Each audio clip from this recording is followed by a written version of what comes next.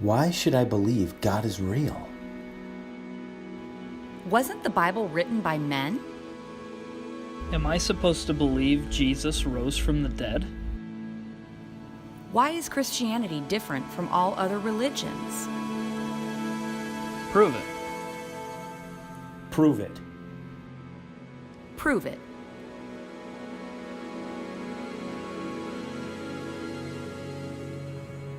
All right, good morning. Welcome to the first week of a very interesting series that we're going to do. So this isn't something we normally are able to take the time and do, so we're going to be talking about why we believe, and we honestly believe this, I believe this down to my core. I believe that putting your faith in Jesus Christ is the most logical thing a human being can do. I believe you're going to have to put your faith in something in this world. I'll talk about that here in a little bit. You've got to put your faith in something because there is no way to exist without putting your faith in something. I believe putting your faith in Jesus Christ, saying that he rose from the dead, as crazy as that might sound to some of you, is the most logical conclusion that a person can come to. So we're going to take some time over the next 4 weeks, and we are going to talk about that. Now, before I get to what I want to talk about today, I want to do a kind of a little promo because we don't have time in this setting to talk on a deeper level about some really important stuff. So there's a class coming up called the Science of God we're offering here. Just so you know, it's during the 10 o'clock. It's during this service. Next Sunday is when it starts.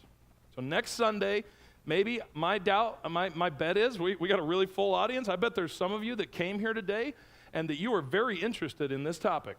If you are interested in this topic, go to our app that you downloaded. Download the app if you haven't done that. Go in there, and under announcements, you'll have to click on the announcements tab. Under announcements, you will find the Science of God. Sign up for that class and come next Sunday during the 10 o'clock. If you've got kids, it's great. Just put them in Upstreet and go to the class, and then you can come to church at 11:45. This is big. It's only a 3-week class, but this is going to be led by a card-carrying skeptic, okay, who believes that science points to a creator. This is really important because I don't have time to touch on all of the stuff that's so important in there, but if that's you, I encourage you to sign up for that. Now, this series, Prove It, is again, we're going to go into some of the basics, and here's what I mean by the basics. I believe that there is not a lot of complex things that you have to deal with. There's just a few topics that every person needs to address in their own mind. And if they address them and their interest is purely to understand truth, I believe that if you can deal with 4 topics and understand them, it will lead you to the logical conclusion that faith in Jesus Christ is the best strategy. Let me talk about those 4, and this is what we're going to talk about over the next 4 weeks. First of all, God exists. That's what I'm going to prove, or I'm going to talk about today. Next week, and this is important, the Bible is credible. And the Bible gets scrutinized, and it should be scrutinized. And there are a lot of people out there who have just assumed that the Bible is a bunch of fairy tales, but I think if you come next Sunday, what you'll find out, it is amazing how credible a historical document the Bible is. So I encourage you to come next week. You got to wrestle with that, figure that out. Number 3, this is what it all revolves around, that Jesus rose from the dead. You need to know this. My faith is nothing if Jesus didn't rise from the dead. If that is not a historical fact, then my faith means absolutely nothing. And on top of that, Jesus, who everybody on this earth kind of acknowledges, right? This Jesus that people kind of weigh back and forth was an absolute lunatic if he did not rise from the dead. So the resurrection of Jesus Christ, a super important week. And then the 4th week is Christianity is the one true religion. And we're going to look at it and go, okay, so yeah, but isn't Christianity just like every other religion? I'm going to tell you no. Hands down, no. It's not just like a little bit different. It's not like Ford or Chevy. You can go in any direction, right? It's like an airplane and a Ford. There is a big difference, okay? So you gotta understand, Christianity is the one true religion. So these are the 4 things. And again, if you are really in the pursuit of truth, these are the 4 things you got to weigh. Now, let me just be transparent. Most people act like they have really weighed each of these, and really thought about it and looked at the evidence for each of these and really come to a logical conclusion, but most people haven't. Most people already know what they believe about each of these, and then they find facts to back it up. What I want to challenge you to do, and there's really a specific audience I'm after here, there's those of you who have these doubts that keep you from really taking those steps. And there's those of you out there that maybe you're Christians, but you feel like this. You feel like, man, science has got us beat, and the smart people in this world, they got us beat, and there's all this logical reasons on why my faith is just kind of silly. And I just can't compete with that. And because of that, it creates a lot of doubt. I want to tell you, no. That's because you haven't studied this. That's because you haven't dug into it. Or you've believed some lies that people have shoved in your face. And you've never really waited. I want you to know, Christianity, faith in Jesus Christ, of all the things in this world you're going to put your faith in, it is the most logical conclusion. So let's get started with God exists. Now let me point this. Let me point this out. You have to put your faith in something. I'm going to explain that more later. But in this world, to believe in any source of origin at all in the universe, you have to put your faith in some thought. And all of them are mind-blowing. Okay? Like, in other words, they're kind of like beyond what we can comprehend. But you have to choose. If you're going to choose, you have to choose something, and you have to put your faith in it. Now, here's what we do.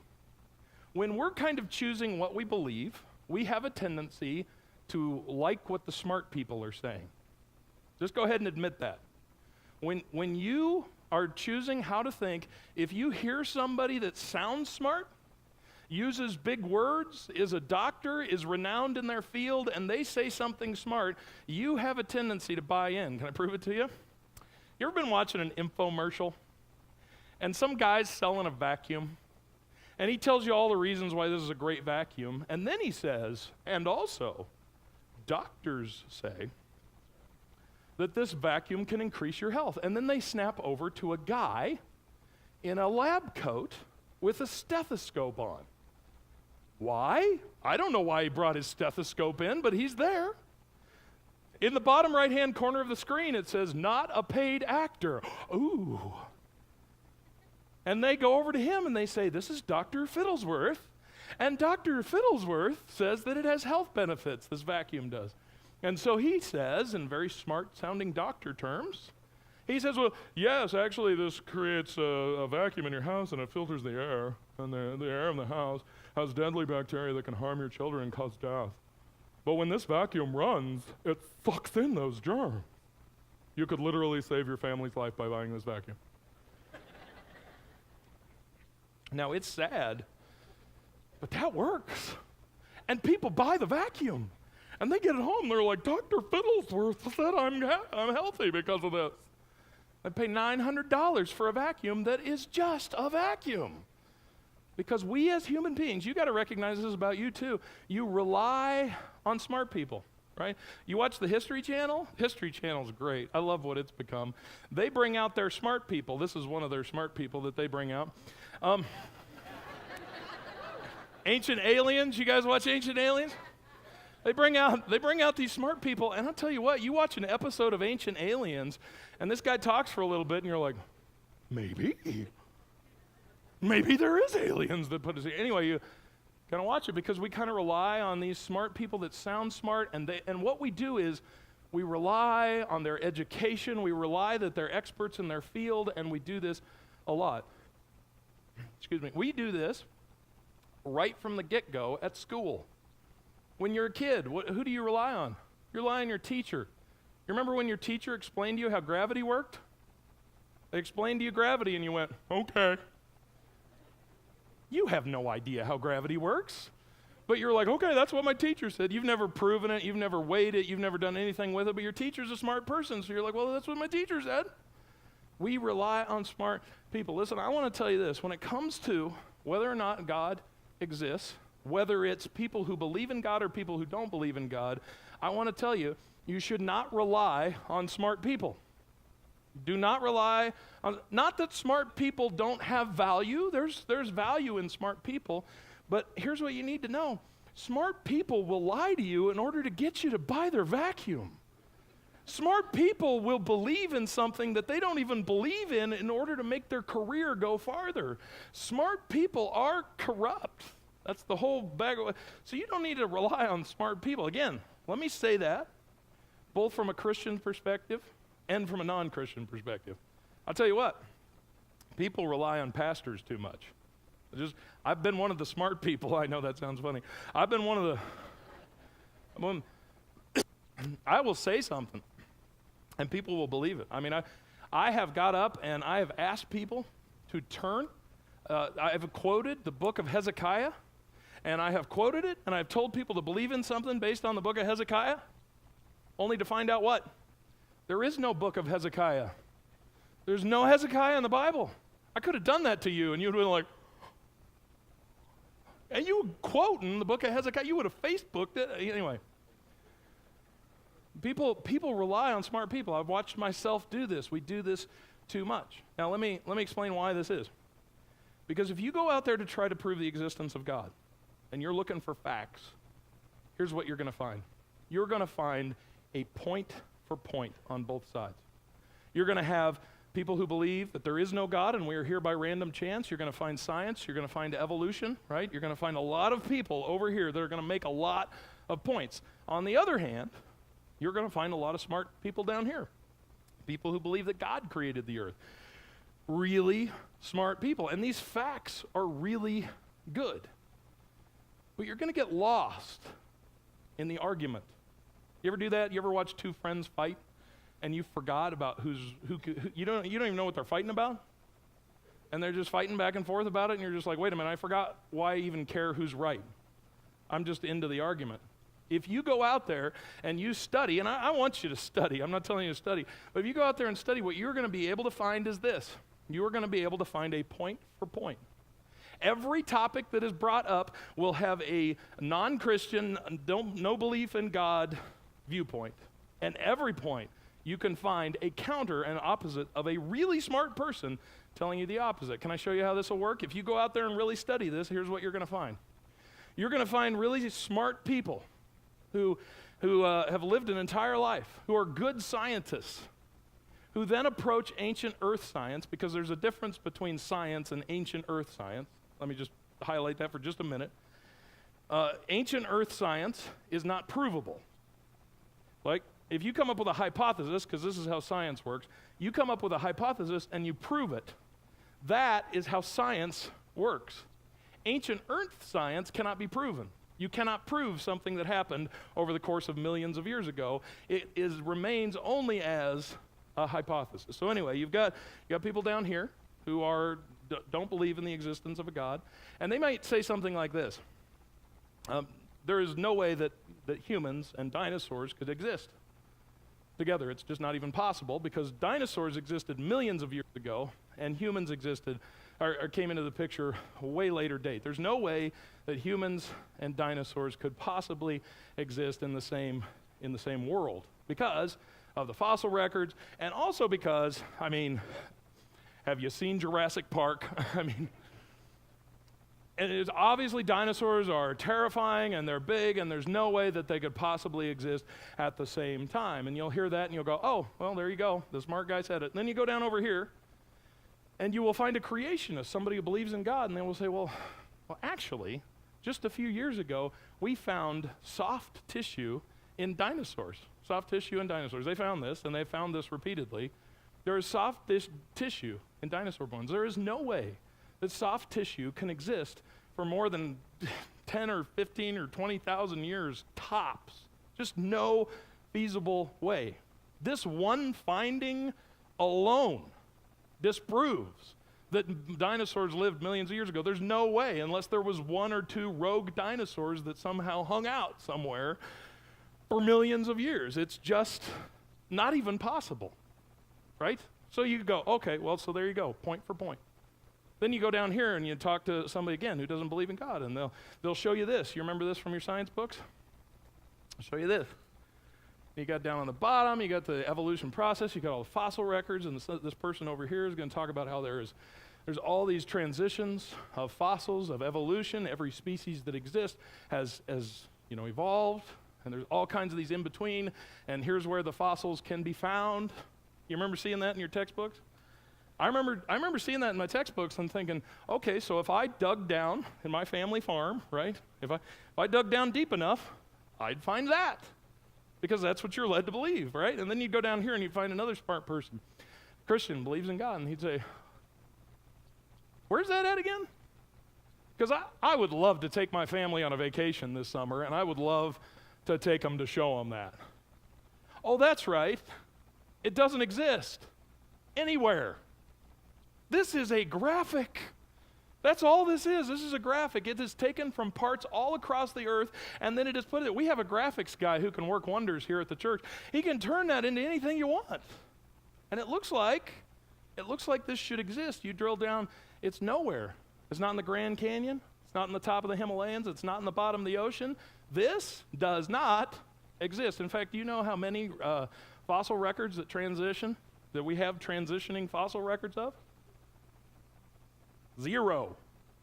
Of the billions and billions and billions of fossils that should exist in the ground that show the obvious transition from apes to man, from whatever to whatever. 0. That's why there's no museum where you go and say, hey, look at that. That's a halfway in between one. It doesn't exist. Right? You go point for point, right? You go down here to another guy, and the scientists will talk about how everything is evolving, everything is getting better, everything is growing, everything's getting smarter and better and stronger, right? Everything is evolving. And then you'll have a creationist down here. Somebody believes in God, and they'll say, actually, the second law of thermodynamics. Have you ever heard of the second law of thermodynamics? The second law of thermodynamics, I dumbed this down just to make it simple, but it's basically this. The universe is slowly running out of energy. Everything is not going like this. Everything is going like this. Everything is not getting better. Everything is getting worse. There is decay in society. That is basic physical science. Now listen, I could do this all day long. And if you went home and you got 2 different books and you got 2 different strategies and you're like, I'm going to study everything about evolution, I'm going to study everything about science, a non-Christian based or a non-God based science, you could come up with 100 facts that would be, here's the point, they would be compelling. And you could also come down here and you could come up with 100 facts and they would be compelling. I find them to be more compelling. Now listen, here's my point with all of this. You can go point for point all day long. And if you're looking for more facts to win the day, if you're like, well, I need 200 facts as opposed to 199, you're not going to find it. If you're looking for more smart people on one side or the other, you might find that. You might find a lot of different things, but you're not going to find your answer. You're going to go point for point for point for point for point. Now, what am I trying to say? I'm trying to say this. Listen, this person over here believes what they believe by faith. They have chosen, they've already decided that there is no God, and they have found evidence for that. And you might be like that too. You might be like my son in high school. He would come home every day, and he would talk with his friends. His friends had already chosen that they didn't believe in God, and so they had facts that they would throw at him all the time. And so my son, who believes in God, would come home, and he would find facts, and he would throw it back at them. And they would go back and forth, right? Because, find the facts. Both sides have chosen what they believe by faith. I believe it takes a whole lot more faith to believe that our universe exists, and I'll talk about this here a little more. It takes a whole lot more faith to believe that our universe exists by random chance than it takes to believe that there is a designer, there is a creator. Now listen, I'm not talking about the Bible. Right? I'm not getting into a conversation right now about scrutinizing the Bible or the 6 days of creation. I'm not talking about that. I'm just talking, hey, you have to have faith in one of those 2 areas. Here's the difference.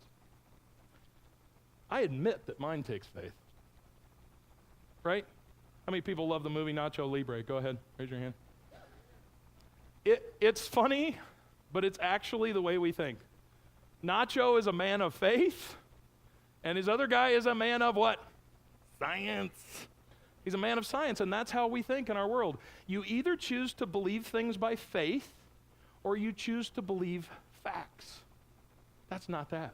I want to tell you today, evolution, the belief that there is a willpower of random chance that is creating human life, is a religion.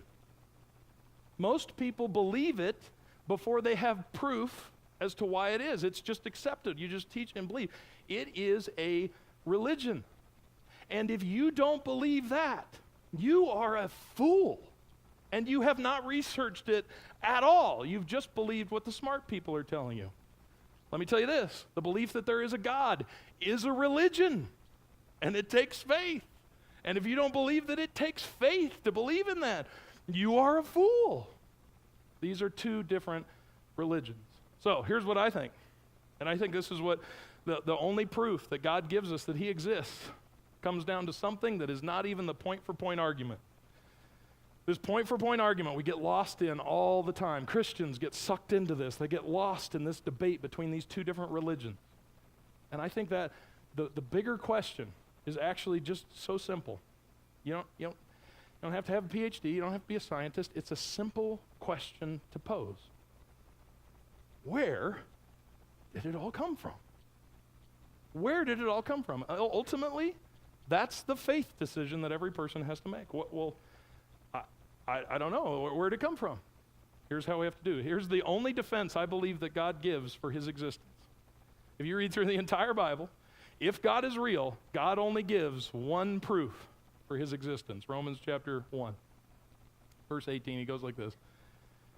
The wrath of God is being revealed from heaven against all the godlessness and wickedness of people. Well, that seems kind of harsh. They're not even sure that he exists. Who suppress the truth by their wickedness. Since what may be known about God is what? Plain to them. Because God has made it plain to them. Now listen, this is God's only proof for his existence. If he's real and if the Bible is true, this is the only defense that God gives. Next. For since the creation of the world, God's invisible qualities, his eternal power and divine nature, have been clearly seen, being understood from what has been made, so that people are without excuse.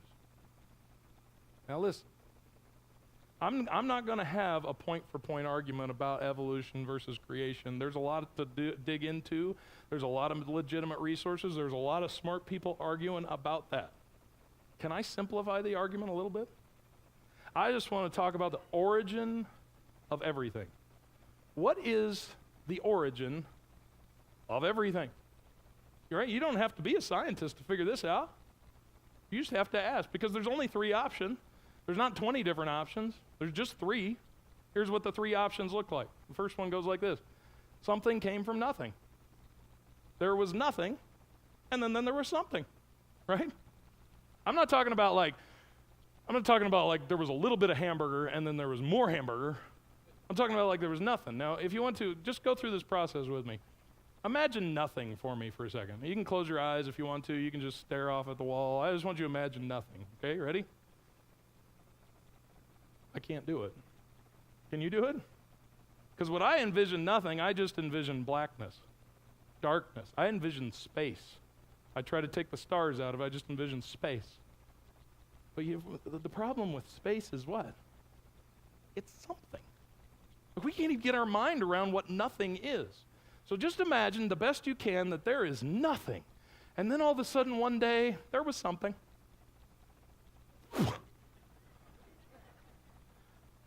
It just, with no willpower and no plan and no purpose, there was nothing at all. There weren't atoms, there wasn't anything bouncing around out there. There was no heat, there were no elements.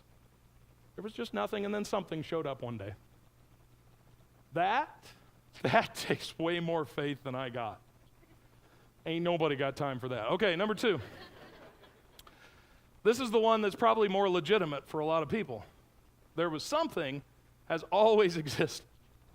Something has always existed. Now listen, we take the universe all the way back, right? Well, that's what Einstein showed us through relativity, that we take it back that there had to be the beginning of the universe. So every scientist, most legitimate scientists will probably admit that there was a beginning of the universe.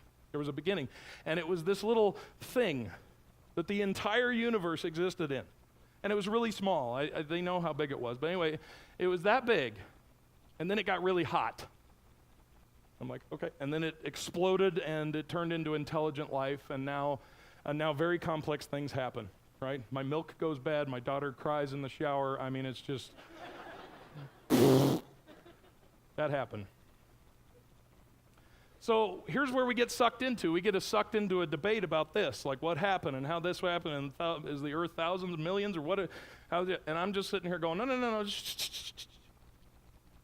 did that come from? Where did that come from?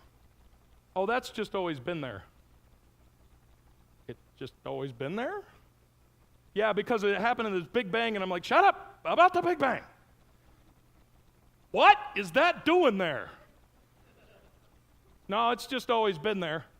It's always existed.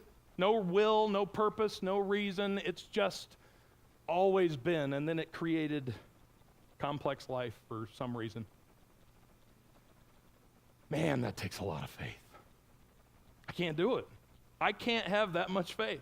Now listen, the third option takes faith too. I'm admitting that right off the bat. The third option goes like this. God created everything. Now, don't get me wrong.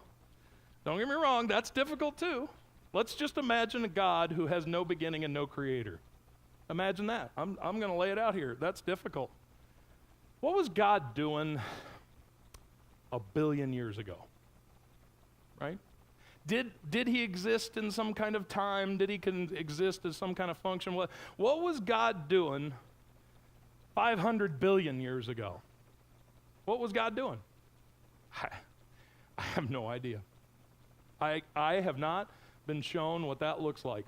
I cannot imagine a world where God has just always existed. I'm not going to lie. That takes a lot of faith too. But of my 3 options on the screen, that one takes the least amount of faith. I believe that is the most obvious conclusion, and I want to explain to you why. Because when I look at everything that has been made, I see a designer. When I look at everything that has been made, I see a creator. I don't see random chance. I don't see a hodgepodge of a mess. I see intelligent design. Can I give you some examples? Everything that exists is precise. Everything that exists is precise. Right? Think about that. When you look at creation, whether you're a scientist or not a scientist, when you look at everything in creation, it is to the rule. It is to the measure. It has to be precisely the way it is, or none of it works. Give you an example?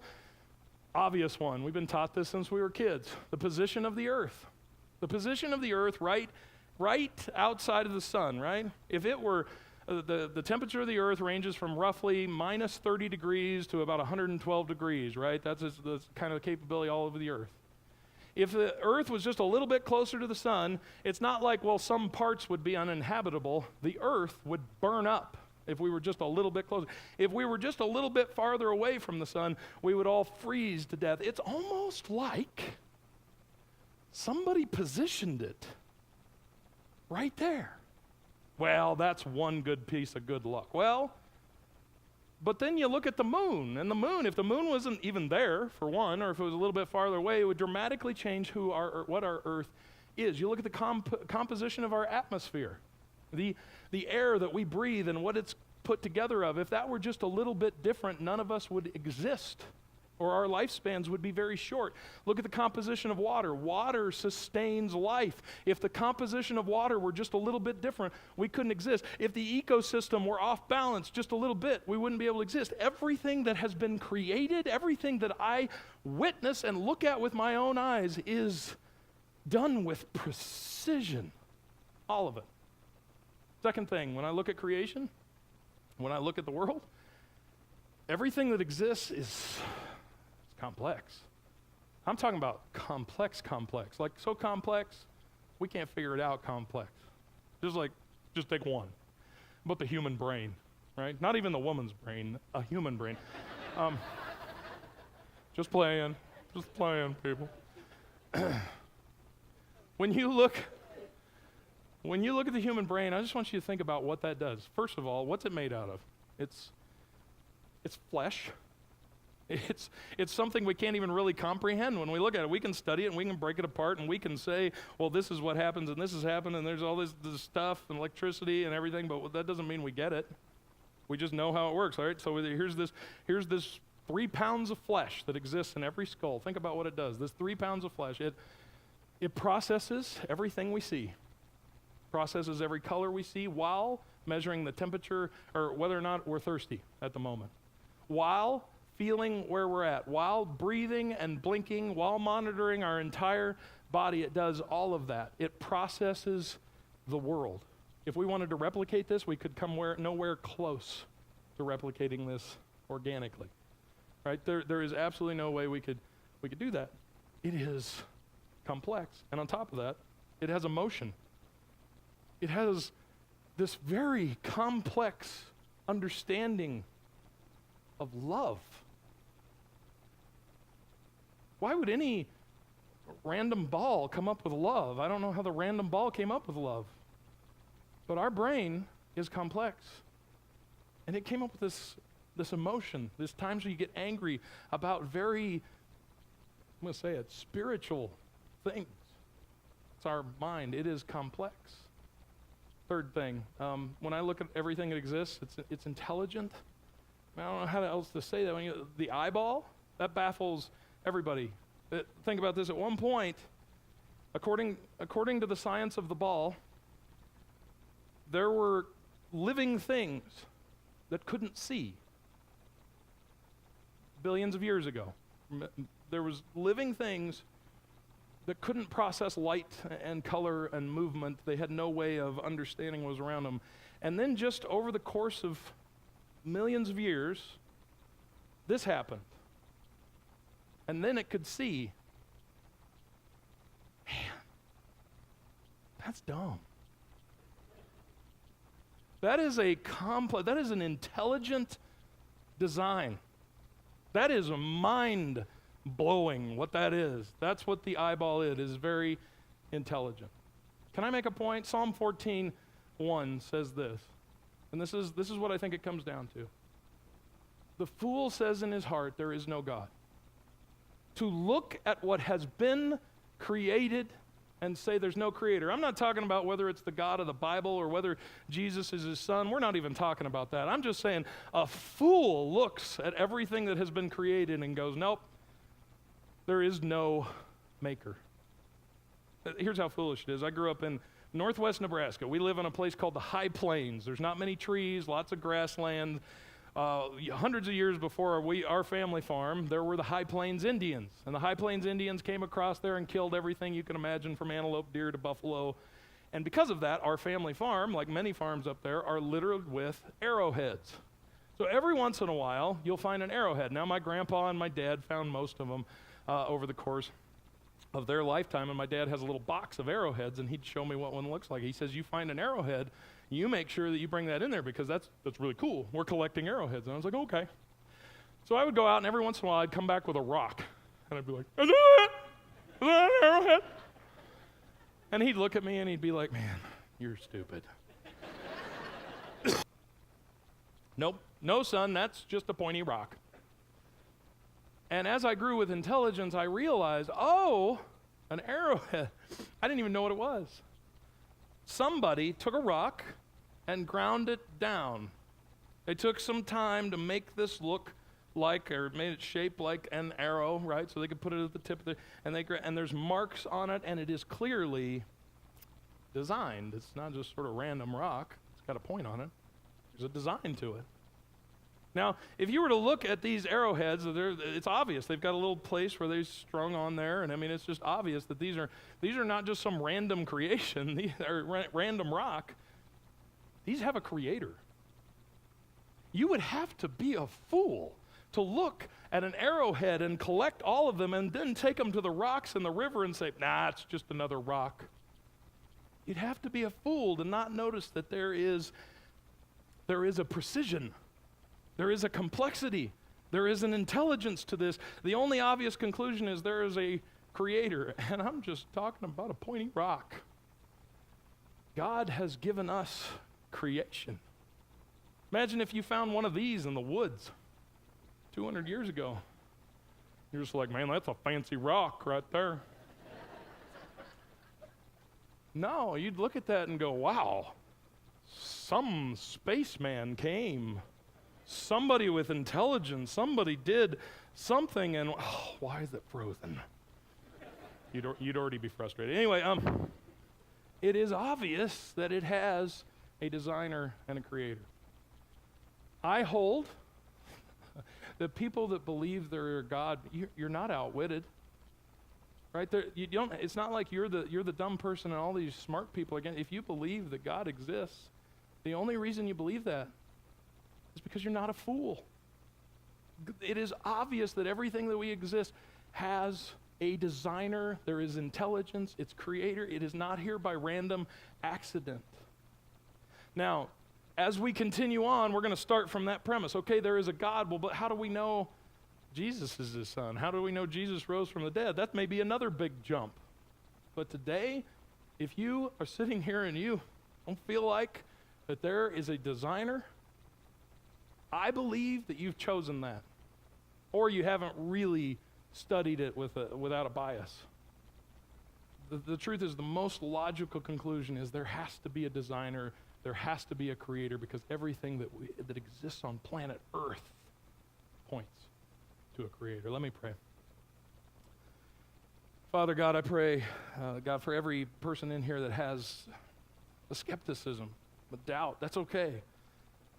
God, we know that happens, and I pray that every person would be able to, today, not only be able to acknowledge that there is a creator. Maybe they don't necessarily acknowledge anything else, but yes, there has to be a designer, there has to be a creator. God, I pray that one step of faith could be taken today by everybody in this room. God, I pray that we would stop choosing other things, other religions, other faith, and that we would start pointing to the most logical conclusion. And God, everything that you've given us shows us that you are real. And I pray that in Christ's name. Amen.